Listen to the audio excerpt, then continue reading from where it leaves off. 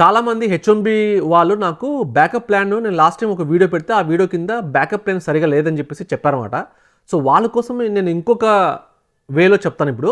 ఒకవేళ మీ visa deny అయిందనుకోండి, అప్పుడు నెక్స్ట్ ఆప్షన్ ఏంటి అని చెప్పేసి బ్యాకప్ ప్లాన్, రైట్, మీ కెరీర్ పరంగా.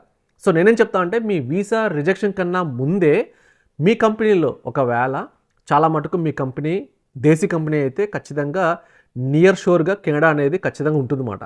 సో ఒకవేళ మీ వీసా డినై అయితే అవుతున్నాయి, ప్యాటర్న్ అనేది అవుతుందనుకోండి వీసా డినైలో, మీ కంపెనీలో ఉన్న మేనేజర్తో మాట్లాడుకొని కెనడా వీసా కూడా చేయించుకోండి, వర్క్ పర్మిట్. సో చాలా మటుకు 2017, 2018లో జరిగింది ఇదే మాట.